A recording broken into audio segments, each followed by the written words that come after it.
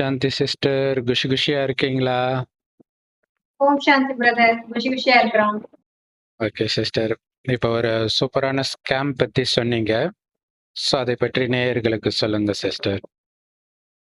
இப்ப எல்லா இடத்துலயும் அந்த ஸ்கேம் நடக்குது. அதாவது நம்ம கவனிக்க மாட்றோம். டிஸ்க்ளைமர்னு போட்டுட்டு என்னமோ கண்டிஷன்ஸ் போடுறாங்க. அது தெரியாமலே நம்ம பார்த்துட்டு ஒரு பொருள வாங்குறதா இருக்கட்டும், இல்ல ஆப் டவுன்லோட் பண்றதா இருக்கட்டும், ஒரு இன்சூரன்ஸ் போடுறதா இருக்கட்டும், நெறைய ஏமாத்து வேலை நடந்துட்டு இருக்கு.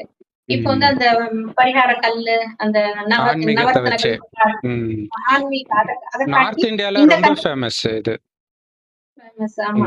இந்த கல்லு போட்டா உங்களுக்கு ரொம்ப லக்கு, அது வரும், இது வரும்னு சொல்லி நகைக்கடைக்காரங்களே அந்த மாரி சொல்றது.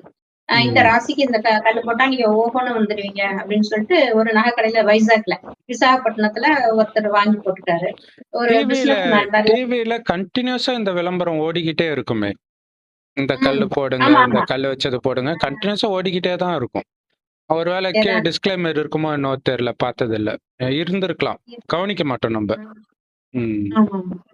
அந்த மாதிரி வாங்கி ஒரு லாக்கெட் செயின்ல கோர்த்து போட்டிருக்காரு. அந்த லாக்கெட் மட்டுமே 1,50,000 லட்சத்துக்கு வாங்கியிருக்காரு. அந்த கல்லுல ஒரு ராசி கல்லுன்னு சொல்லிட்டு வித்திருக்காங்க. அதை வாங்கி போட்டுட்டாரு. அது 1,50,000 போட்டதுல இருந்து 1,50,000 லட்சத்துக்கு. அது ஒரு 2, 3 வருஷத்துக்கு முன்னாடி. அப்போ வாங்கி போட்டது. அது போட்டதுல இருந்து என்ன ஆச்சு, அவருக்கு பிசினஸ் டல் ஆயிடுச்சு. உடம்பு சரியில்லாம முதல்ல படுத்துறாரு ஹாஸ்பிட்டல்ல. ஹார்ட் அட்டாக் ஏதோ ப்ராப்ளம் வந்து ஏதோ காம்ப்ளிகேட்டட் ஆகி ஹாஸ்பிட்டல்ல வந்து சேர்த்துட்டாங்க. என்ன வயசு அவருக்கு? அவருக்கு ஒரு மிடில் ஏஜ் தான். ரொம்பலாம் ஒண்ணும் வயசாகல. சரி, ஓகே, ஓகே. அது வந்து படுத்துட்டாரு. அப்புறம் ஒண்ணுக்கு மேல ஒண்ணு கஷ்டமா வந்திருக்கு. அப்புறம் பிசினஸ் டல் ஆயிடுச்சு. ரியல் எஸ்டேட் பிசினஸ் பண்ணிட்டு டல் ஆயிடுச்சு. அப்புறம் பணம் இது கொஞ்சம் கஷ்டமாயிடும் இல்லையா? ஹாஸ்பிட்டல் வேற செலவு பண்ணணும். பிசினஸ் ஆல்ரெடி இதானோட எல்லாரும் சண்டை போட ஆரம்பிச்சிருவாங்களா, ஒய்ஃபு பசங்க எல்லாம். இவ்வளவு செலவு பண்ணியாச்சு, இது அப்படி ஆயிட்டு இருக்கு, இன்னும் சரியாகலையே அப்படின்னு சொல்லிட்டு வீட்டுல ஒரு சண்டை சச்சரவு, இந்த மாதிரி பல விதத்துல அவருக்கு மனசாலையும் ரொம்ப கஷ்டப்பட்டு, அப்புறம் ஒரு நாள் தான் அவருக்கு ஏன் இப்படி ஆகிட்டே இருக்குது, இவ்வளவு மோசமாயிடுச்சுன்னு சொல்லிட்டு, ஒருவேளை இதை கழட்டி பார்த்தா எப்படி இருக்கும்னு சொல்லிட்டு அப்பதான் கழட்டி இருக்கிறார் போட்டது. கழட்டினதுக்கு அப்புறம் ஒரு 4-5 நாள்ல டிஸ்சார்ஜ் ஆகிற லெவலுக்கு வந்துட்டாரு. பிசினஸும் கொஞ்சம் கொஞ்சமா அந்த கஷ்டம் எல்லாம் விலக ஆரம்பிச்சிச்சு. அப்பதான் அவருக்கு தெரிஞ்சிருக்கு, இது என்னமோ சம்திங் ராங், என்னமோ நடந்திருக்கு, வேணும்னு செஞ்சிருப்பாங்களா, இப்படி யாராவது இது மாதிரி ஏவல் மாதிரி எதுவும் பண்ணிட்டாங்களா, வச்சுட்டாங்களா அப்படின்னு அவருக்கு சந்தேகம் வந்துச்சு. இதனாலதான் நம்மளுக்கு ஆயிருக்கும் அப்படின்னு சொல்லிட்டு இந்த நகைக்கடை, அந்த கடையில போய் கேட்டு பார்ப்போம். அவங்கள்ட்ட வேற யாரும் ஏதாவது கொடுத்து நம்மளுக்கு போட சொன்னாங்களா, அது என்னன்னு போய் கேட்போம். அப்படிலாம் ஒண்ணு கிடையாது, எல்லாருக்கும் விற்கிறதுதான் பாருங்க அப்படின்னு எல்லாம் காமிச்சிருக்காரு அந்த நகைக்கடைக்காரர். இல்ல, இது நீங்க கொடுத்ததுதான் நான் போட்டுட்டேன். அதுக்கப்புறம் தான் எனக்கு வாழ்க்கையில எவ்வளவு கஷ்டம் வந்துச்சு. இப்ப அதை கழட்டினதுக்கு அப்புறம் கொஞ்சம் கொஞ்சமா இம்ப்ரூவ் ஆகுது. அப்ப என்ன அர்த்தம், நீங்க என்னெல்லாம் சொல்லி என்கிட்ட கொடுத்தீங்க, ரொம்ப ஆக ஓகன்னு வந்துருவீங்கன்னு சொல்லி எல்லா விதத்துலயும் கஷ்டப்பட்டேன்னு சொல்லிட்டு, இல்ல இங்க பாருங்க, எல்லாத்துக்கும் அப்படி கிடையாது. நீங்க கீழே டிஸ்க்ளைமர் எழுதியிருக்கேன் பாருங்க. எல்லா மனுஷங்களுக்கும் ஒரே மாதிரி அது ஒர்க் அவுட் ஆகாது. அது உங்க பர்சனல் தசா புத்தி அது பொறுத்தெல்லாம் இருக்குது. ஒருத்தருக்கு நல்லா வரலாம், ஒருத்தருக்கு சரியில்லாம, உங்களுக்கு தசை நல்லா இல்லாம இருக்கலாம் அப்படின்னு சொல்லிட்டு ஒரு டிஸ்க்ளைமர் எழுதியிருக்கேன் பாத்தீங்களா அப்படின்னு சொல்லிட்டு இத்தனோட எழுதிருக்காங்களாம் கடைசியில பில்லுல. அதை காமிச்சிருக்காங்க. அதுக்கப்புறம் இவர் வந்து அதை எடுத்து கோர்ட்டுக்கே போய் கம்ப்ளைண்ட் பண்ணிட்டாரு. இப்படி ஏமாத்துறது. அப்ப அதை முதலே சொல்லியிருக்கணும்ல. ஒரு பர்சன் மாறும் அது அப்படின்னு முதலே சொல்லியிருக்கணும். நானும் அதை கவனிக்காம வாங்கி போட்டுட்டேனேன்னு சொல்லிட்டு அப்புறம் கேஸ் போட்டு, அப்புறம் அங்க என்கொயரி எல்லாம் வந்து போலீஸ் வந்து ஆமா இந்த மாதிரி எல்லாம் நீங்க பண்ணிருக்க கூடாது, சும்மா பெர்ஃபெக்ட்டா இருக்கணும், அவங்கவுங்க அவங்களுக்கு தகுந்த மாதிரி கல்லு வாங்கி போடணும். நீங்க எதுக்கு 19 சொல்றாங்களே, இந்த ராசிக்கு இந்த கல்லு, இந்த இது வந்தா இது போடுங்க, அதை போடுங்க, சரியாயிடும் அப்படின்னு நிறைய ஆட் நம்ம பாக்குறோம். இப்படி எல்லாம் நீங்க வாங்கி போட்டீங்கன்னா இதாகாது. அப்ப இதை இப்படிதான் கண்ட்ரோல் பண்றது. கவர்மெண்ட் இதுக்கு ஏதாவது ஒரு ஆக்ஷன் எடுக்கணும்னு ஒரு கேஸ் மேல கேஸ் போட்டு, அப்புறம் அந்த 2 வருஷமா நடந்து இப்ப தீர்ப்பு வந்துருச்சு. நீங்க வந்து பண்ணதெல்லாம் தப்புதான், நீங்க நஷ்ட ஈடு அவருக்கு கொடுக்கணும், அந்த 1,50,000 ரூபாயும் திருப்பி கொடுக்கணும். அதுக்கப்புறம் கோர்ட்டுக்கு 10,00,000 ரூபாய் நீங்க கொடுக்கணும். இதெல்லாம் அனலைஸ் பண்றாங்க இல்லையா, கோர்ட் எவ்வளவு வேலை செலவு. இந்த மாதிரி தப்பான காரியம் பண்ணதுக்கு டிஸ்க்ளைமர்னு சொல்லிட்டு இந்த மாதிரி பண்ணது இதெல்லாமே தப்புதான் அப்படின்னு சொல்லிட்டு 10,00,000 ரூபாய் ஒரு நல்ல தீர்ப்பு இப்போ ஒரு வழியா வந்துருச்சு. ஐயோ, இப்ப எல்லாரும் போக ஆரம்பிச்சிடுவாங்களே. ஆமா, இன்னும் கொஞ்சம் அவங்க கரெக்டா பண்ணணும்ல, ஏமாத்தக்கூடாது மக்களை. ஒண்ணு சரியா பண்ணணும், அவங்கவுங்க ஜாதகத்துக்கு தகுந்த மாதிரி கணிச்சு, அது கரெக்டான ஆளை வச்சு கணிக்கணும். இப்ப என்ன ஆச்சு, நிறைய பேரு அந்த கால்குலேஷன் சரியா வர்றது இல்ல. அந்த ஜோசியமே ஒரு கடல் மாதிரி, அது பயந்து நிறைய படிக்கணும், நிறைய ம். எக்ஸ்பீரியன்ஸ் வேணும், வாக்கு ம். பலிதம் வேணும், நிறைய ம். விஷயங்கள் அதுல இருக்கு. லேசா ம். கத்துக்கிட்டு எல்லாருக்கும் சொல்லிட முடியாது ஜோசியம்லாம். அது ஒரு ம். கடல் மாரி இருக்கு. பயங்கர கால்குலேஷன். அந்த காலத்துலலாம் ரொம்ப ம். புத்திசாலியா இருப்பாங்க. கரெக்ட்டா சொல்லுவாங்க. சொன்னா சொன்னது அப்படியே நடக்கும். ம். இப்ப அப்படி ம். கிடையாது. யாருமே கரெக்ட்டா சொல்லாது. ஒரே ஜாதகத்த எடுத்துட்டு போய் ஒரு 10 பேர்ட்ட கேளுங்க 10 விதமா சொல்லுவாங்க. ம். அந்த ம். மாதிரி தான் இப்ப இருக்கு. ம். அதோட இல்லாம நம்மளோட வைப்ரேஷனால பூமியும் கெட்டு போச்சு. பிளானட்ஸும் கெட்டு போச்சு. பூமியோட கரெக்ட். வைப்ரேஷனையும் நம்ம மாத்திட்டோம். நம்மளோட ம். குணங்களாலயும், செயல்களாலும் மாசுபடுறது பஞ்சபூதங்களையும் கெடுத்தாச்சு. அவ்வளவும் கஷ்டப்பட்டுட்டு இருக்கு. அப்ப எல்லாமே பருவங்கள்லாம் மாறி, மாறி மழை சீசன் பெய்யறது, வெயில் மாறிடுச்சு. அடிக்கிறது. ம். அது பூமிக்கு வந்து என்ன பொறுமைக்கு அ அதே பூமின்னு தானே சொல்லுவாங்க. ஆ. பூமி அந்த பூமியே பூமாதேவி. ம். பூமாதேவி பொறுமைக்கு உதாரணமா சொல்லுவாங்க.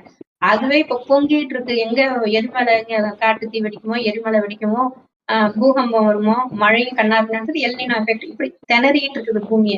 இதே மாதிரி தான் இந்த மனுஷங்களோட எண்ணங்களால மத்த பிளானட்ஸும் அஃபெக்ட் ஆகுது. இப்ப அது வந்து கணிக்கவே முடியாத மாதிரி மாறிட்டு இருக்கு. காலநிலை எப்படி மாறி போச்சோ, அந்த காலத்துல சொல்லுவாங்கல்ல, மாதம் மும்மாரி பொழிகிறதா அப்படின்னு ராஜாலாம் கேட்பாங்க. ம். அந்த ம். காலத்துல அது கரெக்ட்டா அப்ப போட்ட கால்குலேஷன். அந்த இந்த கட்டம். இது இந்த திசை இருந்தா இப்படி நடக்கும், அப்படி நடக்கும். அந்த ம். கால்குலேஷன் இப்ப புதுசா யாரும் திருத்தி எழுதல. திருக்கணிகம்னு ஒண்ணு, இன்னொன்னு வாக்கிய ம். பஞ்சாங்கம். கொஞ்சம் திருக்கணிகம்னு கொஞ்சம் மாத்திலாம் கரெக்ட்டா கால்குலேஷன்லாம் பண்ணாங்க. ஆனா அதுவுமே இப்ப மாறி போச்சு.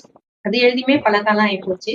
அதையுமே இப்ப யாராவது அத ரிவைஸ் பண்ணி கம்ப்யூட்டரே கணிக்க ஆரம்பிச்சிருச்சு. நம்ம டைம், பர்த் எல்லாம் சொல்லிட்டா அதுவே சார்ட் ம். போட்டு கம்ப்யூட்டர் பண்ணிடும். ஜாதகம். கம்ப்யூட்டர் ம். ஜாதகம் எல்லாம் பண்ணுது. ஆனா ம். அதையுமே கரெக்ட்டா கணிச்சு சொல்றதுக்கு ஆள் வேணும். அது சொன்னது ம். எல்லாமே கரெக்ட்ங்கிறது சொல்ல முடியாது. சொல்ல இது முடியாது. வந்தா இது நடக்கும், இது வந்தா இது நடக்கும். அந்த ஒரு கால்குலேஷன் அத போட்டு குடுத்துருது. ஆனா ம். அதுவுமே ஆளாளுக்கு வேரி ஆகுது, மாறுது. ம். ம். இப்ப எதுவுமே உலகத்துல கணிக்க முடியாத மாரி போயிட்டு இருக்கு. இப்பதான் எனக்கு அது தோணுச்சு. இந்த ராவணன் அந்த கதையில சொல்லுவாங்கல்ல, ராவணன் வந்து அத்தன கோள்களையும் தனக்கு படிக்கட்டா மாத்திட்டான். ஏறி ம். மிதிச்சு வருவான் அப்படின்னு அந்த கதையில வரும். ம். அத்தன கோள்களையும் தனக்கு அடிமையாக்கிட்டான். ம். ம். சனி மட்டும் ஒண்ணொண்ணும் படிக்கட்டாக்கி அது மேல மிதிச்சு வருவான். அப்ப எல்லாம் ம். காப்பாத்துங்க, காப்பாத்துங்கன்னு சிவபெருமான்ட்ட அலறுவாங்களாம். ம். அந்த ம். கதையில அப்படி வரும் ஓ! ராமாயண கதையில. சூப்பர். ராவணனோட பயங்கரமான பர்சனாலிட்டின்னு காட்டுறதுக்காக அப்படி சொல்றாங்க. ம். ம். எல்லாமே இவனுக்கு அடிமை ஆயிருவாங்க கோள்கள் அத்தனையுமே. ம். ம். இவன் தான் எல்லாத்துக்கும் மேல நிப்பான். அப்ப ம். சனி மட்டும் நேரா படுக்க வச்சிருவான். எல்லாத்தையும் படுக்க வைக்கும். அப்ப மேல ஏறி வரும்போது அந்த சனி வந்து ராவணன அப்படி பாக்குற மாரி ஆயிடும். உடனே அந்த சனியால இவன் அஃபெக்ட் ஆயிடுவான். சொல்லுவாங்க, "நீ வந்து குப்புற படுக்க வச்சிருக்கணும் சனிய. சனி பார்வை பட்டுச்சு நீ தொலைஞ்சுட்ட." ஓ! அப்படின்னு சனினால சொல்லி அந்த ராவணனுக்கு பாதிப்பு வந்துடும். ராவணனுக்கு கடைசியில பாதிப்பு வந்துரும். ஓஹோ! சரி, மத்த சரி. கோள்கள்லாம் ஒண்ணும் செய்யாது. ஆனா சனி ஆ. பாகுபடக்கூடாது. அது தெரியாம அவன அப்படியே நேரா ம். படுக்க வச்சுருவான் எல்லாத்தையும். ஓ! அந்த மாரி காட்டுவாங்க. எல்லாத்தையுமே ம். தான் கண்ட்ரோல்ல வச்சுக்கிட்ட மாரி எல்லா பிளானட்ஸையும் தன்னோட ம். கண்ட்ரோல்ல இருக்க மாரி அவன் காட்டுவான். அந்த ம். அளவுக்கு ம். நான் பவர்ஃபுல் அப்படின்னு காட்டுவான். இப்ப நடக்கிறத பார்த்தா அப்படிதான் இருக்கு. உலகமே ராவணன் வசமா தானே ஆயிட்டு இருக்குது. அது நம்ம ம். பின்னாடி சொல்லுவோம். உலகமே எப்படி கரெக்ட். அது ராவணன் வசமா போச்சு. ம். அதனாலதான் பிளானட்ஸ் எல்லாமே அவனுக்கு அடிமையாயிட்டு இப்ப ம். அவ்வளவும் கஷ்டப்பட்டுக்கிட்டு இருக்குது. அதோட கரெக்ட். இல்லாம நெறைய விஷயங்கள்ல வந்து நமக்கு ஏமாத்துறதுக்கு ஆள் இப்ப நெறைய பேர் வந்துட்டாங்க. ஒரு ஆப் ஆ. ஒண்ணு நம்ம டவுன்லோட் பண்ணா கூட அது தெரியாம நம்ம டவுன்லோட் பண்ணி அது அக்ரி நம்ம பாட்டுக்கு டிக் பண்ணிட்டு போயிட்டே இருப்போம். ம். அப்புறம் நமக்கு அந்த ஆப்பே ஆஃப் வைக்கிற மாரி ஆகுது. இந்த மாரி நெறைய விஷயங்கள் நடக்குது. கண்டிப்பா. இப்ப கூட பாருங்க வாட்ஸ்அப் உடனே இது வந்தா இது கிளிக் பண்ணிடாதீங்க. உங்க பேங்க்ல பணம் அவ்வளவும் போயிடும். அப்படி இப்படி சைபர் கிரைமும் நெறைய ஆயிப்போச்சு. எந்தெந்த ம். விஷயத்துல மக்கள ஏமாத்த முடியுமோ. இன்சூரன்ஸும் அதே மாரிதான். அது போடுங்க போடுங்கன்னு தொல்ல பண்ணுவாங்க. அப்புறம் நம்ம போட்டதுக்கு அப்புறம் இது கவரேஜ் ஆகாது. இது கவரேஜ் ஆகாது. இது லிவர் டிரான்ஸ்பிளான்ட் வந்தா தான் உங்களுக்கு கவர் ஆகுமாங்க. ஏன்னா எல்லாரும் லிவர் டிரான்ஸ்பிளான்ட் பண்ற மாரியா இருக்காங்க. ம். அப்பதான் உங்களுக்கு கவர் ஆகும்பாங்க. இப்ப சின்ன சின்ன ம். விஷயத்துக்குன்னா கவர் ஆகாதுன்னா, நமக்கு அதுக்கே ஒரு 10,000, 20,000 செலவு பண்ற மாரி வருது. ஆனா அதெல்லாம் கவர் ஆகாது அப்டிம்பாங்க. அதுக்கும் அந்த கவர் மாரி ஆகாது. ரொம்ப மேஜரான விஷயத்துக்கும் கவர் ஆகாது. கவர் ஆகாது. அப்புறம் எதுக்கு தான் கவர் ஆகுறது? அதுவும் இந்த காசு மாரி அ அதே மாரி ம். இந்த இன்சூரன்ஸ் வந்து இந்த மாரி இயற்கை சீற்றம்லாம் வந்தாலும் கவர் ஆகாது. ஆமா. ஆனா அந்த ம். மாரி நேரம் தானே நடுத்தெருவுல நம்ம நிப்போம். ஆ, ஆமா. ம். கரெக்ட். கரெக்ட். ஏன்னா அது பிசினஸ் தானே. அவனுக்கு பிசினஸ் தானே அது. அவன் ம். எப்படி ஃபுல்லா நஷ்டமா குடுத்துக்கிட்டே இருப்பானா? அது ஆமா. அது அதாவது நாங்க சின்ன வயசுல இருக்கும்பொழுது விழாக்கள், திருவிழாக்களுக்கெல்லாம் கிராமத்துல போகும்பொழுது, ஒண்ணு வைப்பாங்க. ஒரு 3 டம்ளர் இருக்கும். கவுத்து வச்சிருப்பாங்க. அதுக்குள்ள ஏதோ ஒண்ணு இருக்கும். அத இப்படி இப்படி இப்படி இப்படி இப்படி நவுத்துவாங்க. அத கரெக்ட்டா சொல்லிட்டாங்கன்னா, அவங்களுக்கு காசு குடுப்பாங்க. எல்லாரும் காசு கட்டுவாங்க. ஆனா, ஆ. இதுல நெறைய பேர் காசு போகும். ஆனா, யாருக்கு போனாலும் போகாட்டினாலும் அவனுக்கு காசு கரெக்ட்டா வந்துரும். விளையாடுறவனுக்கு. அத அதே விளையாட்டு நடத்துறவனுக்கு. அப்படித்தானே வைப்பான் அவன். அந்த மாரி ம். தான் அ இன்சூரன்ஸ்ல இருந்து எல்லாமே நடந்துட்டு இருக்குது. நெறைய ஆமா. விஷயங்கள் இப்படிதான் நடக்குது. ஒண்ணுமே பண்ண முடியாது. அவன் லாபத்த தான் அவன் பார்ப்பான். அதே மாரி ஷேர் மார்க்கெட்ல பார்த்தீங்கன்னா, நெறைய காசு இழப்பானுங்க. ஆனா, நீங்க ம். லாபம் வந்தாலும் கவர்மெண்ட் காசு கட்டணும். நஷ்டம் வந்தாலும் கவர்மெண்ட் காசு கட்டணும். ஏன்னா, அவன பொறுத்தவரைக்கும் அந்த ட்ரேடு தான் கணக்கு. நஷ்டம் வந்தாலும் கட்டணும். இது எவ்வளோ பெரிய கொடுமை இது. அதனால தான் அவங்களுக்கு அது லாபம். அ அதனால தான் அதுவும் ஒரு விதத்துல சூதாட்டம் மாரி ஆயிடுச்சு. எல்லாமே அப்படித்தான் ஆயிடுச்சு. சூதாட்டம் மாரி ஆயிடுச்சு. ஆ இன்னொரு விஷயம் சுவாரஸ்யமானது, சிங்கப்பூர்ல வந்து ஒரு பொண்ணு வந்து சேட் பண்ணிட்டு இருந்துச்சாம் ஒருத்தன்கிட்ட. யார்கிட்டயோ சேட் பண்ணிட்டு இருந்துச்சாம். வெறும் ஆன்லைன் ஃப்ரெண்ட் மட்டும். சேட் பண்ணி அது 1 வருஷம், 1 1/2 வருஷம் அப்படியே சேட் பண்ணி, ஆ "நீ லவ் பண்றேன்னோனே" நான் லவ்லாம் பண்ணலையேன்ன உடனே அவனுக்கு மன உளைச்சல் ஆயிடுச்சாம். ஏன்னா லவ்வுன்ட்டு அவன் 1 1/2 வருஷத்த நான் வீணாக்கிட்டேன். அதனால அவன் கேஸ் போட்டுருக்கான் அந்த பொண்ணு மேல. ஏன்டா சேட் பண்ற பொண்ணு மேலலாமா கேஸ் போட முடியும்? எத்தன பேர்ட்ட வேணாலும் இவன் சேட் பண்ணியிருப்பான். அதனால மன உளைச்சல் ஆயிடுச்சு. அப்ப என்னன்னா, இங்க நாம தான் அதாவது நம்ம பண்ற தப்புக்கெல்லாம் மத்தவங்கள குறை காட்டிட்டே இருக்கிறோம். ஆமா. நம்ம கண்ட்ரோல்ல இருக்குதுல்ல, இவன யாரு போய் சேட் பண்ணியே ஆகணும்னு யாராவது சொன்னாங்களா? இவன் சேட் பண்ணலன்னா, அந்த பொண்ணு யார் கூடயோ அந்த பொண்ணு இவன் கூட மட்டும் தான் சேட் பண்ணியிருக்க போதா? இல்லையா? ஸோ இப்படியெல்லாம் போய் ஏமாந்துட்டு, கடைசியில என்ன ஏமாத்திட்டாங்கன்றது வந்து எவ்வளோ பெரிய விஷயம். ஏன்னா இன்னைக்கு திருமணம் ஆனாலே கேரண்டி கிடையாது. இவரு பேசுனதுக்கே கேரண்டி வேணும்ன்ட்டு கேஸ் போட்டிருக்கிறாரு. அ இதுதான் ஞாபகம் வந்துச்சு இத நீங்க சொல்லும்பொழுது. ஆ ராவணன் கண்ட்ரோல்ல இது இருக்குது. இது வந்து யாரோ ஒருத்தர்கிட்ட நம்ம சந்திராஷ்டமம் இன்னும் அந்த வீடியோ ரிலீஸ் பண்ணல. அந்த சந்திராஷ்டமம் பத்தி நீங்க சொல்லும்போது, சந்திராஷ்டமம் இருக்கும்போது அவங்களுக்கு நெறைய கெட்ட விஷயம் நடக்கும், கோபம் வரும், இதெல்லாம் வரும்ன்னும்போது நான் ஒருத்தவங்ககிட்ட கேட்டேன். உங்களுக்கு எப்ப சந்திராஷ்டமம்? எனக்கு 365 நாளும் சந்திராஷ்டமம் தான். அப்படிதான் இருக்கிறாங்க இன்னைக்கு உலகத்துல எல்லாரும். இல்லையா? எல்லாருக்குமே 365 நாளும் சந்திராஷ்டமம் தான் இப்ப. வெறும் காலண்டர்ல வந்து 1 நாள் மட்டும்னு கிடையாது. இல்ல எப்பவுமே கஷ்டத்துல தானே இருக்கிறாங்க. ஸோ அப்ப எச்சரிக்கையா இருக்கணும் அப்படின்னா, சனி பார்வை பட்டா ஒருத்தனுக்கு எப்படி பிரச்சனையோ, அதே மாரி குரு பார்வை பட்டா அந்த பிரச்சனையில இருந்து விலகிடுவோம். ஸோ அப்படி குருவாக கடவுளே வந்திருக்கிறார். அவருடைய பார்வை படும்போது தான் அதிலிருந்து விலகுவோம். அவருடைய பார்வை படுறதுன்னா என்ன அர்த்தம்னா, அவர் சொல்ற மாதிரி நம்ம நடந்துக்கிறது. இப்ப சனி பார்வை படுறதுனாலும் அதான் அர்த்தம். சனி சொல்ற மாரி நடந்துக்கிறதுனால வர பிரச்சனைகள். இல்ல சனி, யமன், ஆ மாயா, ராவணன் இது எல்லாமே என்னன்னா கெட்ட விஷயங்கள். ராகு தசைம்பாங்க. ராகு தசையில ம். கஷ்டமா இருக்கும். சனிய கரெக்ட். விட ராகு பயங்கரம்பாங்க. மொத்தத்துல என்னன்னா, நம்மளுடைய மனம் எந்த அளவுக்கு வக்கரமாகுதோ, அந்த அளவுக்கு நமக்கு ராகு திசைன்னு அர்த்தம். அந்த வக்கரத்திலிருந்து நம்மள விலக்குறது தான் இறைவன் அதற்கான வழியை கொடுக்கிறார். ஏன்னா நம்ம செய்யற பாவம் எல்லாமே பார்த்தீங்கன்னா, ஒண்ணு காமத்தினால, இல்ல கோபத்தினால, இல்ல பற்றுனால, இல்ல பேராசைனால, அகங்காரத்தினால. இதுதான் ஒரு மெயினா. இந்த 5க்கும் காரணம் வந்து நான் யாரு தெரியுமா? அதாவது உடம்பு. நான் உடம்புன்னு நினைக்கிறது தான் பிரச்சனை. கடவுள் சொல்றாரு, இந்த ராக திசையிலருந்து தப்பிக்கணும்னா, ஒரு ஈஸியான வழி, நீங்க உடம்புன்றதே மறந்துடுங்க. உண்மையிலே நீங்க உடம்பு கிடையாதுன்றார். இந்த உடம்பை இயக்கக்கூடிய ஆத்மா தான் நீங்க. அதாவது உயிர். அது பூர்வ மத்தியில நட்சத்திரம் மாரி ஜொலிக்கிறனால தான் இங்க பொட்டு வைக்கிற பழக்கம் இருக்குது. அந்த ஆத்மான்ற உணர்வுல வர்றது அவ்வளோ ஈஸி கிடையாது. ஏன்னா நம்மளுடைய புத்தி ஃபுல்லா மாயா கண்ட்ரோல்ல போயிடுச்சு. டக்குன்னு அசால்ட்டா மயக்க வச்சுடுவோம் நம்மளுடைய புத்திய. ராகுன்னு சொன்னாலும் சரி, மாயான்னு சொன்னாலும் சரி, ஒரு செகண்ட் தான். ஒரு பேட் நியூஸ் வந்துச்சுன்னா அப்படியே மனசு உடைஞ்சு போயிடும். சூசைட் எல்லாம் பண்றாங்க. சின்ன சின்ன விஷயத்துக்கெல்லாம். இல்ல அந்த அளவுக்கு பலகீனம் ஆயிடுச்சு.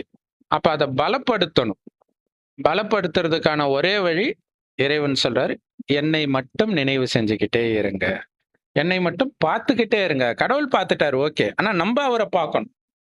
மனக்கண்ணால. அப்ப அவரு எப்படி இருக்கிறாரு? எங்க இருக்கிறாரு பார்க்கறதுக்கு அப்படின்னா, இறைவன் சொல்றாரு, "செம்பொன் நிறமான ஒளி உலகத்துல நட்சத்திரம் மாரி நான் இருக்கிறேன்."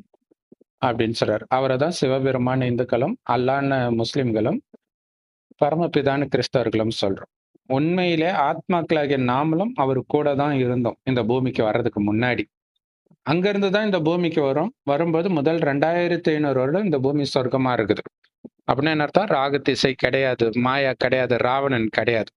அதாவது இந்த காமம், கோபம், பற்று, பேராசை, அகங்காரம்னா என்னன்னே யாருக்குமே தெரியாது. குழந்தைகள் மாதிரி இருந்தோம். அதனால நமக்கு அளவற்ற செல்வம் இருக்கும். தங்க செங்கற்களால் கட்டப்பட்ட மாட மாளிகையில இருந்தோம். இப்ப இவர் வந்து ஒரு லாக்கெட்ல தங்கத்துல, அது தங்க லாக்கெட்டா சிஸ்டர் அது? ஆமா, லாக்கெட்ல ஒரு கல்லு பதிப்பாங்க இல்லையா? அந்த கல்லு கல்லு தான் பதிக்கிறது. அந்த அத ராசி கல்லு. அத சொல்றாரு. இங்க வீடு ஃபுல்லா வைர வைடூரியம், உண்மையிலே ஒரிஜினல் வைரம் வைடூரியம். அவங்களாம் நல்லா தான் இருந்தாங்க. இல்லையா? சோ அப்ப என்னன்னா, அவங்களுக்குள்ள ராவணன் வராத வரைக்கும் பிரச்சனை கிடையாது. ராவணன்றதே இந்த 5 விகாரம் தான். காமம், கோபம், பற்று, பேராசை, அகங்காரம். இந்த 5 விகாரம் ஆணிடமும், இதே 5 விகாரம் பெண்ணிடம் உள்ள இணைந்த ரூபம் தான் 10 தலை ராவணன். அவன் எப்ப என்டர் ஆகுறான்னா 2500 வருஷம் கழிச்சு தான். அடுத்த 2500 வருஷம். ஏன்னா உடம்புன்னு நினைக்க ஆரம்பிச்சிடுறோம். அது வரைக்கும் ஆத்மான்னு நினைச்சோம். அதனால நமக்கு எவ்வளவு பலம் இருந்துச்சு அப்படின்னா, கணவனும் மனைவியும் நமக்கு ஒரு வாரிசு வேணும்னு நினைக்கும் போது மனைவி கர்ப்பமாவாள். காமத்தினால கிடையாது. காமம்னா என்னன்னே தெரியாது அவங்களுக்கு. சலனம் கூட ஆக மாட்டாங்க. அவ்வளவு பரிசுத்தமா இருந்ததுனால அங்க எந்த துக்கமும் கிடையாது. இன்னைக்கு பாருங்க, இருக்கிறதுல மிகப்பெரிய எதிரி காமம்னு கடவுள் சொல்றாரு. எல்லா மதத்திலுமே போட்டிருக்குது. அதனால ஒரு மனிதனுக்கு துக்கம் எப்போ வருது? திருமணத்துக்கு பிறகுதான் வருது. அது வரைக்கும் ஆணா இருந்தாலும் பெண்ணா இருந்தாலும் நல்லா தான் இருக்கிறான். இல்ல திருமணத்துக்கு அப்புறம் தான் ஒரு படத்துல காமெடியா வர மாதிரி அலைப்பாயுதையில வரும். ஒருத்தன் கல்யாணம் பண்ணும்போது ஃப்ரெண்டு சொல்லுவான், முடிஞ்சிருச்சு மச்சானுடைய வாழ்க்கை இன்னையோட முடிஞ்சிருச்சு. இதான் கடைசி சிரிப்பு அப்படின்னும். நிறைய பேரோட லைஃப் அப்படிதான் ஆயிடுச்சு. இப்ப வந்து ஆஹ் பொண்ணுங்க வந்து மனசுல இருக்கிற கோவம், அப்பா சரியில்லை, சித்தப்பா சரியில்லை, ஏதாவது ஒரு கோவத்தை இப்ப ஹஸ்பண்ட் மேலதான் காட்டுறாங்க. கரெக்ட். அப்படி இருக்கணும், இப்படி இருக்கணும்ன்ற ஒரு நினைப்புல வராங்க. தனக்கு ஒரு கண்டிப்பா. அடிமை சிக்கிக்கிட்டான்ற மாதிரி இவங்க ம். சொன்ன பேச்சை கேட்டுட்டு அவன் இருக்கணும். அந்த ம். மாதிரி ஒரு மென்டாலிட்டி வந்துச்சு இப்ப கேர்ள்ஸுக்கு கூட. இதுக்கு முன்னாடி வந்து அப்பா அம்மா வந்து ஒரு அடிமை மாதிரி வளர்த்து வச்சிருந்தாங்க. அது வெளியில வந்து கல்யாணம் ஆகி அவங்ககிட்ட இருந்து தப்பிச்சு வர்ற மாதிரி இருந்துச்சு. இப்ப அப்பா அம்மாவே செல்லம் கொடுத்து வேற வளர்க்குறாங்களா? அது இன்னும் சினிமாலாம் வேற என்னென்னமோ கனவு எடுத்துட்டு வருது. அதெல்லாம் ஒரிஜினல் நினைச்சிட்டு இங்க வந்து பாவம் பசங்க நிலைமை. சில பெண்களும் அத மாரி மாட்டிக்கிறாங்க. சைக்கோ ஆண்கள் கிட்ட மாட்டிக்கிறாங்க. ஸோ 2மே நடக்குது. ஆனா ஆண்கள் ரொம்ப அதிகமா மாட்றாங்கன்னு நெனைக்கிறேன். ம். 10, 20 வருஷத்துக்கு முன்னாடி பெண்கள் ரொம்ப கஷ்டப்பட்டாங்க. அந்த ம். விசு படம் உள்ள காலத்துல எல்லாம் பாத்தீங்கன்னா நெறைய இருக்கும். வரதட்சணை கொடுமை, மாமியார் கொடுமைன்னு ரொம்ப பெண்கள் கஷ்டப்பட்டாங்க. அதனால அவங்களுக்கு ஒரு சட்டம் இயற்றுனாங்க. இந்த மாதிரி அவங்க கரெக்ட். கஷ்டத்துல இருந்து வெளியே கேஸ் கொடுக்கலாம், நீங்க வந்து அதுல இருந்து மீண்டு வரலாம். இப்ப அந்த சட்டத்தை அப்படியே மிஸ்யூஸ் பண்ண ஆரம்பிச்சிட்டாங்க. இப்ப எல்லாம் கண்டிப்பா. ஆப்போசிட்டா போயிடுச்சு. கண்டிப்பா. பசங்க ரொம்ப கஷ்டப்பட்டுட்டு இருக்காங்க. இப்ப ம். ஏதோ புள்ளி விவரம் வந்திருக்கு. இந்த 6 மாசத்துல மட்டுமே 544, 54 பசங்க வந்து தற்கொலை பண்ணியிருக்காங்க. கல்யாணம் ஆன ஆண்கள், பையங்க. இந்த சட்டத்தினாலேயே. மன உள ம். மன உளைச்சல்னால. இந்த மாரி அது கொடுமைன்னு வெளியிலயும் சொல்ல முடியாது. அந்த மாரி ஒரு மன உளைச்சல்னால அ அப்படி ஆயிருக்கிறாங்களாம். ஆனா பசங்களுக்கு தான் இப்ப ஆண்கள். இதுல என்ன கொடுமை தெரியுமா? அவ்ளோ மன உளைச்சல மனைவி கொடுத்திருப்பா. என்னடா வாழ்க்கைன்னு நெனச்சிருப்பான். அந்த டைவர்ஸே ரொம்ப இழுத்துட்டு தான் இருக்கும். முடிஞ்ச அடுத்த செகண்டே போய் இன்னொரு கல்யாணம் பண்ணிருவான். அடுத்த கிணத்துல விழுந்துருவான். அப்ப இதுல இருந்து அவன் பாடம் கத்துக்கல பாருங்க. ஏன்னா அவனுக்கு என்ன நெனப்புன்னா, இவன் பொண்டாட்டி மட்டும் தான் சைக்கோ. மத்த பொண்ணுங்கலாம் நல்லா தான் இருக்கிறாங்க.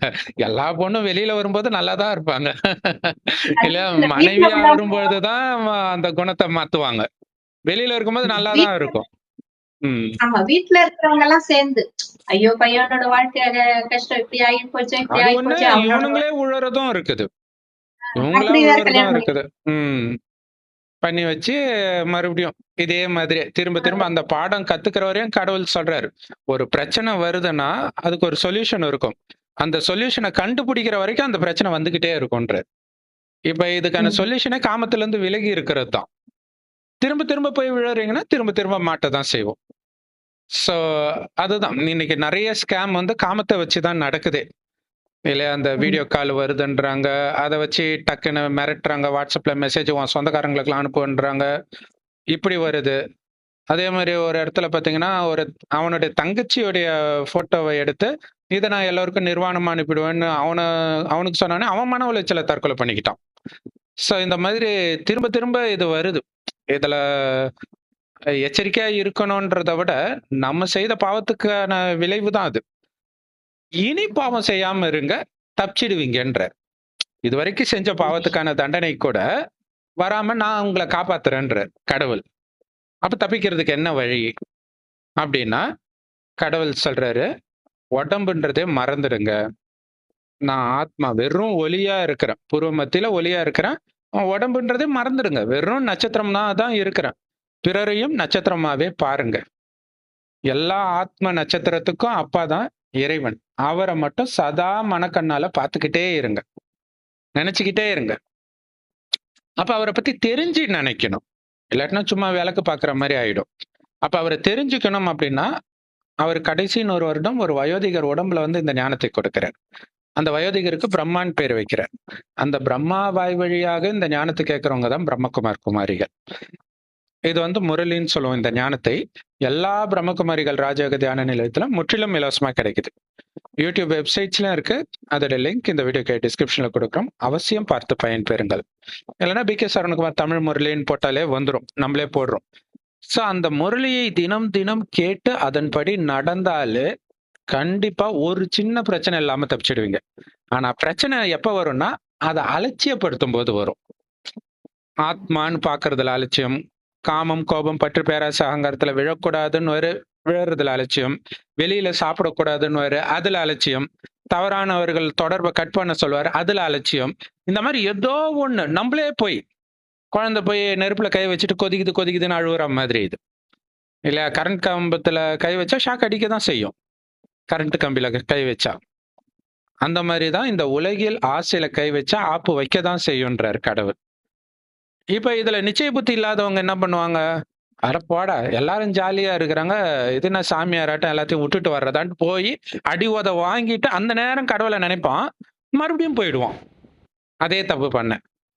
சோ இதுல கோடியில சிலர் தான் எழுந்திருச்சு இறைவன் கையை பிடிப்பாங்க. அதான் சொல்றாரு, என் கையை பிடிக்கிறதுக்கே தைரியம் வேணும்ன்ற.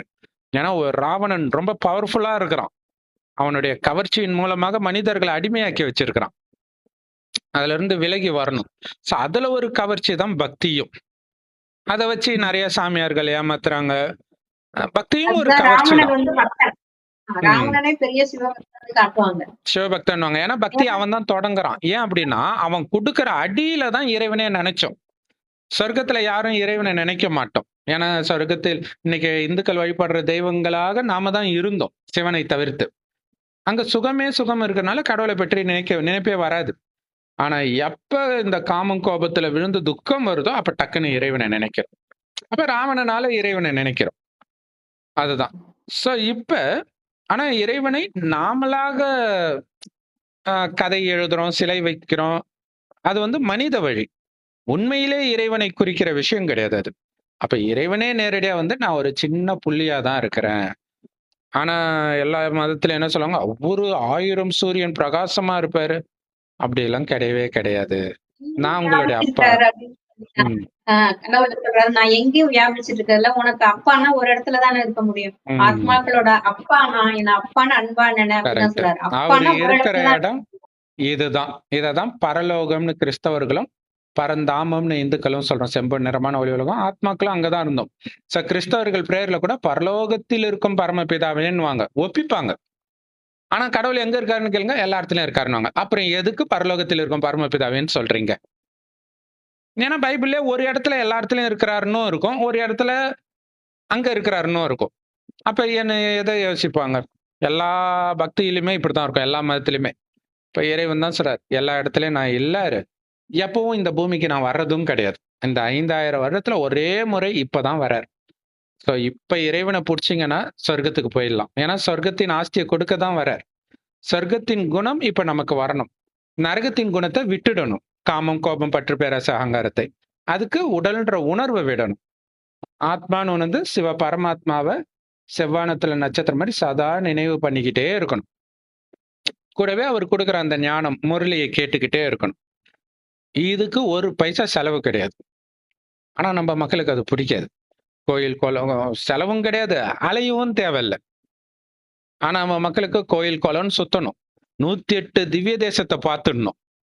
ஊர்ல இருக்கிற எல்லா சிவன் கோயிலையும் பார்த்துடணும். இப்படி சுத்திக்கிட்டே இருக்கிறாங்க. ஆனா அதனால எந்த நன்மையும் கிடையாது.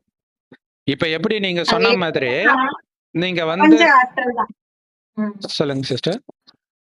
அங்க கோயில்ல வந்து சிலை வச்சு கும்பிடுறாங்க. ஒரு ஒரு இடத்துலயும் ஒண்ணொண்ணு இருக்குன்னு சொல்றாங்கல்ல. இது சனி பகவானுக்கு உள்ளது. இது வந்து புதன் பகவானுக்கு, அது எல்லாமே அதோட ஆற்றல சேர்த்து வச்சிருக்காங்க. இந்த பிரபஞ்சத்தோட ஆற்றலை தான் குவிச்சு வச்சு அதுக்கு ஒரு சிலை பிரதிஷ்டை பண்ணி அங்க கிடைக்கிறது நமக்கு காஸ்மிக் எனர்ஜி தான். அதுல டெம்பரவரியா ஒரு அமைதி, சந்தோஷம் இருக்கிற மாதிரி தெரியும். அவ்வளவுதான். அதனால ஒண்ணுமே நடக்க போறது இல்ல. நம்ம பாவமும் அழிய போறது இல்ல. கஷ்டம் கூடிக்கிட்டே தான் இருக்கு. அது போயிட்டா உடனே முடிஞ்சிருதா என்ன? பரிகாரம்னு ஒண்ணு சொல்றாங்க. அந்த நேரத்துக்கு டெம்பரவரியா ஒண்ணு சரியாகுது. எனக்கு தெரிஞ்ச ஒரு பொண்ணு கூட கல்யாணம் வேண்டாம் வேண்டாம்னு சொல்லிட்டு இருந்த பொண்ண ராமேஸ்வரத்துல கொண்டு போய் வச்சு பெரிய பரிகாரம் பண்ணாங்க. நிறைய செலவு பண்ணி ஒரு 5 ஐயரை கூப்பிட்டு வச்சு ஹோமம் வேள்வி எல்லாம் நடத்தி ஹோட்டல் ரூம்ல தங்கிட்டு அந்த பூஜை எல்லாம் அட்டன் பண்ணி 3 நாள் நடந்தது அந்த பரிகார வேள்வி பூஜை எல்லாம். அந்த பொண்ணு சரின்னு ஒத்துக்கிடுச்சு. அந்த ரூம்ல இருக்கும்போது அந்த அந்த நேரத்துல அதுக்கு மைண்ட் அப்படியே மாறி சரின்னு ஒத்திடுச்சு. ஆகா பரிகாரம் பண்ணிட்டோம், பொண்ணு மனசு மாறிட்டான்னு சொல்லி கல்யாணம் பண்ணி வச்சுட்டாங்க. ஒரு 5 வருஷம் தான் அந்த லைஃப் நிலைச்சது. அதுக்கப்புறம் அவ்வளவுதான். அது வந்து பிரிஞ்சுட்டாங்க, டைவர்ஸ் ஆகி போச்சு. அப்ப அந்த பணம் எத்தனையோ லட்சம் செலவு பண்ணி கல்யாணம் பண்ணி வச்சாங்க. அவ்வளவு பவுன் போட்டு. அப்ப என்ன ஆச்சு அது? அந்த பரிகாரம்ங்கிறது அந்த கொஞ்சம் டெம்பரவரி தான் கேக்குது இப்போ. அதனால எல்லாம் அதுக்கும் கடவுளுக்கும் சம்பந்தம் கிடையாது. கடவுள் என்ன சொல்றாரு? நான் அங்க இருக்கிறேன். என்ன வந்து நான் எப்படி இருக்கிறேன், எங்க இருக்கிறேன் அப்படி உணர்ந்து நினைச்சாதான் பலன் இருக்கே தவிர, நீங்க எங்கெங்க சுத்திக்கிட்டு பிரபஞ்ச எனர்ஜியை புடிச்சுக்கிட்டு நீங்க அதுதான் கடவுள் நினைச்சிட்டு இங்க இருக்கிறாரு, அங்க இருக்கிறாருன்னு சொல்லி பிரபஞ்சம் காற்றுதான் எங்கேயும் பறந்து விரிஞ்சு இருக்குது. பிரபஞ்சம் தான் விரிஞ்சு இருக்குது. ஆனா கடவுள் எங்கேயும் பறந்து விரிஞ்சு இருக்கிறாரு எல்லா இடத்துலயும் சொல்லிட்டாங்க. அது வந்து எல்லா பிரபஞ்சங்களுக்கும் அப்பாற்பட்டது. சூரிய சந்திர ஒளிகளுக்கும் அப்பாற்பட்ட செம்பொன்னான ஒளி உலகம் தான் அது. அது வந்து அகிலாண்ட கோடி பிரம்மாண்ட நாயகன் சொல்லலாம். அத்தனை கோடி பிரபஞ்சம் மல்டிவர்ஸுக்கும் மேல இருக்குது அந்த இடம், பரந்தாமங்கிற இடம். ஆனா அவர் நினைச்சா ஒரு செகண்ட்ல வர முடியும். அத்தனை ஆற்றல் இருக்கு அவருக்கு. அதனால அவர் நினைச்சா நம்ம பக்கத்துல வர்ற மாதிரி நமக்கு தோணும். நம்மளுக்கு அவரோட பவர் கொடுப்பாரு. அந்த அளவுக்கு நம்ம நினைக்க நமக்கு ஆன்மாவுக்கு வலிமை வர வர நம்ம நினைச்சது அடுத்த பிறவியில் அத்தனை பாவ கர்மங்களும் அழி அடுத்த பிறவி தூய்மையாகி சந்தோஷமான நம்ம வாழ்க்கை அமையும் அப்படின்னு கடவுளே சொல்றாரு. சத்தியத்துல கண்டிப்பா. அதுவும் 21 ஜென்மம் 2500 வருடத்துக்கு தேவையான அத்தனையும் இப்ப ஒரே ஒரு ஜென்மம் இறைவனுடைய வழிபடி நடக்கிறதுனால அடைஞ்சிடுவீங்க. இது எவ்வளவு பெரிய விஷயம். இது வரைக்கும் வந்து நீங்க புண்ணியம் எல்லாம் பண்ணீங்கன்னா அடுத்த ஒரு ஜென்மத்துக்கு தான் வரும். ஆனா இது 2500 வருஷம் வருது. இது எவ்வளவு பெரிய ஜாக்பாட். இது மிஸ் பண்ணக்கூடாது இல்லையா? அதே மாதிரி நீங்க சொன்ன மாதிரி எப்படி அந்த கல்லு போட்டு அவருக்கு எல்லாமே போச்சோ, அதே மாதிரி எனக்கு தெரிஞ்சு எங்க ரிலேட்டிவ் ஒரு சகோதரி வந்து தீவிர பக்தி. அவங்களுக்கு ஆசையே எல்லா கோயிலும் போகணும்னு தான். ஸோ அப்படி வந்து கைலாயத்துக்கு போனாங்க. ரிட்டையர் ஆகிறதுக்கு முன்னாடியே, கவர்மெண்ட் ஜாப்ல இருக்கும்போது ரிட்டையர் ஆகிறதுக்கு முன்னாடியே போனாங்க. போயிட்டு வந்து படுத்தவங்க தான். சாகிற வரைக்கும் படுத்துக்கிட்டே தான் இருந்தாங்க. அந்த அளவுக்கு போயிடுச்சு. அப்ப அதுதான் சொல்றது இல்லையா? அங்க போறதுனால உங்களுக்கு எந்த நன்மையும் கிடையாது. அங்க கடவுளும் கிடையாது. கடவுள் உண்மையிலே இருக்கிற இடத்துக்கு நீங்க ஒரு பைசா செலவு பண்ணாம ஒரு நொடியில மனசால போயிட்டு வந்துடலாம். அங்க போறதுனால தான் நமக்கு நன்மை. மனசால செவ்வானத்தில் நட்சத்திரம் மாதிரி இறைவன் இருக்கார். நானும் அங்க இருக்கிற நட்சத்திரம் மாதிரி. ஏன்னா உலகம் அழியும்போது நம்ம அங்கதான் போறோம். அதை நினைக்க தான் அங்க போறது நமக்கு ஒரு ஆனந்தமான அனுபவமா இருக்கும். இல்லாட்டினா ஐயோ இதெல்லாம் விட்டுட்டு போறேன்னா துக்கப்பட்டு நாம போகிறோம் அப்படின்னா துக்கம் நிரம்பிய உலகமாகிய நரகத்துல தான் பிறப்போம். சுகம் நிரம்பிய சொர்க்கத்துல பிறக்க மாட்டோம். ஸோ நம்மளை அழைச்சிட்டு போறதுக்கு தான் அப்பா வந்திருக்கிறாரு. ஏன்னா உலக அழிவு எப்ப வேணாலும் நடக்கிற ஸ்டேஜ்ல தான் இருக்குது. அதனால எல்லாருக்கும் கஷ்டம்லாம் வரதான் செய்யும். ஏன்னா அவ்வளவு பாவம் செஞ்சுட்டு வந்திருக்கிறோம். ஆனா அந்த கஷ்டம் நம்மை பாதிக்காம இருக்கிறதுக்கான ரகசியத்தை பாபா கத்துக் கொடுக்கிறார். ஆத்மாவை பலப்படுத்துங்க, அவ்வளவுதான் விஷயம். இல்ல அந்த காலத்துல எல்லாம் 10-15 குழந்தை பெத்துக்குவாங்க. எந்த கவலையும் இல்லாம இருப்பாங்க. இன்னைக்கு இருக்கிறதே 1-2 குழந்தை தான். ஆனா எவ்வளவு கவலை. காரணம் என்னன்னா ஆத்மா பலம் இல்லை. அதான் பிரச்சனை. குழந்தைக்கு முன்னாடியே கணவன் மனைவி முதல்ல பிரிஞ்சிடுறாங்க. ஒரு 2 பேர் சேர்ந்து இருக்க முடியல. ஆத்மா அவ்வளவு பலகீனம் ஆயிடுச்சு. அந்த பலத்தை நிரப்புறதுக்கு தான் இறைவன் தினம் தினம் அந்த முரளியில ஒவ்வொரு யுக்தியா சொல்லுவார். இறைவனை நினைக்க நினைக்க அந்த யுக்தியும் கேட்க கேட்க நம்ம குணம் அப்படியே மாறிக்கிட்டே வரும். அப்படியே தேவதை மாதிரி மாறிடுவோம் இப்பவே. அப்படிப்பட்ட வழியை இறைவன் நேரடியா வந்து இங்க கொடுக்கிறார். ஒரு பைசா செலவு கிடையாது. ஆனா நீங்க இறைவனை பிடிக்கிறீங்களா? இல்ல காசு செலவு பண்ணி இந்த மாதிரி இருக்கிறவங்க கிட்ட போய் ஏமாறுறீங்களான்றது உங்களுடைய அதிர்ஷ்டம் தான். கடவுள் கையை கொடுக்கிறார். கடவுள் கையை பிடிக்கலன்னா அவர் என்ன பண்ண முடியும்? ஒரு ஃபேமஸான போட்டோ ஒண்ணு இருக்கும். பக்தன் வந்து கடல்ல மூழ்கி இருப்பான். சிவபெருமான் இப்படி கையை கொடுப்பார். அந்த பக்தன் தான் பிடிச்சி வரணும். எனக்கு இது தேவையில்ல, இதுவே சுகமா தான் இருக்குதுன்னா அப்புறம் அவர் என்ன பண்ண முடியும்? அதான் நடந்துட்டு இருக்குது. ஓகே சிஸ்டர், ஒரு சூப்பரா சொல்லுங்க. சொல்லுவாங்க, எனக்கு நடந்துச்சு, எனக்கு நல்லாதான் நடந்தது, எனக்கு பரிகாரம் பண்ணோம், இது சரியாச்சு, நல்லா நடந்து இந்த கல்லு போட்டு நான் வாழ்க்கையில மேல. ஏன்னா அவங்களுக்கு ஆல்ரெடி அவங்களுக்கு புண்ணிய கணக்கு இருந்திருக்கு. நம்ம ஜென்மம் எடுக்கிறதே பாவ புண்ணிய கர்மத்தை பொறுத்துதான் நம்ம அந்த குடும்பத்துல நல்ல குடும்பத்துல நல்ல வாழ்க்கை வாழ்ற மாதிரி பிறவி எடுப்போம். அது இருக்கிற வரைக்கும் நல்லாதான் இருக்கும். நீங்க அந்த பரிகாரம் செஞ்சாலும் சரி, செய்யாட்டாலும் சரி, அது நல்லாவே கண்டிப்பா கண்டிப்பா. இது சூப்பர் பாயிண்ட். ஏன்னா இப்ப அவரு அந்த சகோதரரு அந்த செயினை போடாட்டினாலும் இதான் நடந்திருக்கும். அது நடக்கிற நேரத்துல போட்டாரு. நகை கடைக்காரனுக்கு நேரம் நல்லா இல்ல. ஒரே நேரத்துல 2 பேருக்கு நேரம் நல்லா இல்ல. அதான் நடந்திருக்குது. ஓகே சிஸ்டர், அதுதான் ஒரிஜினல் இறைவனை மனசுல நிரப்பி வைங்க. வேற எதுவும் நமக்கு தேவையில்லை. மற்ற எதுவுமே நமக்கு சேஃப்டி கிடையாது. இதுதான் பாதுகாப்பு. அபயக்கரம்னு சொன்னாலும் சரி, பாதுகாக்கிற கவசம்னு சொன்னாலும் சரி, எல்லாமே இறைவனுடைய நினைவு தான். வேற எதுவுமே. மற்றபடி நடக்கிறது நடந்தே தீரும். எதுவுமே மாற போறது இல்ல. ஆனா அது நம்மை பாதிக்காது. அதாவது நம்ம மனசை பாதிக்காது. அந்த அளவுக்கு நாம பலமாகும். அதுதான் மெயின். ஆனா நம்ம பக்தியில என்ன பண்ணோம்? ஐயோ நடந்துடக்கூடாது, எங்க அப்பா அம்மா சாகவே கூடாது. இன்னும் எத்தனை வருஷம் தான் இருப்பாங்க? இல்ல, ஏதோ எல்லாமே ஒரு நாள் போய் தான் ஆகணும், நோய் வரணும், எனக்கு நஷ்டமே வரக்கூடாது. எல்லாமே நடக்கிறது நடந்தே தீரும். அது ஏற்கனவே நிச்சயிக்கப்பட்டது. ஆனா அது நம்மை பாதிக்காம பாத்துக்கணும். ஏன்னா இது துக்கம். அதாவது ஜெயில உட்கார்ந்துட்டு எனக்கு துக்கமா இருக்குன்னா ஜெயில விட்டு வெளில வரணும். இல்ல, ராவணன் சிறையில சீதை இருக்கிறாங்க. தீர்வு என்ன? ராவணன் எடுத்து வந்து நகையை கொடுக்குறான், அதெல்லாம் எனக்கு தேவை. நான் இங்க இருந்து போறதான் அவங்களுடைய தீர்வு. அது மாதிரி இந்த கலியுகத்தை விட்டு தப்பிச்சு சத்தியுகத்துக்கு போகணும். அப்படி அழைச்சிட்டு போறதுக்கு தான் கடவுள் வந்திருக்கிறார். இல்ல எனக்கு இங்கேயே பிடிச்சிருக்குதுன்னா அப்புறம் என்னதான் பண்ண முடியும்? ஓம் சாந்தி. தேங்க்ஸ் ஃபார் வாட்சிங். Thank you sister. ஓம் சாந்தி.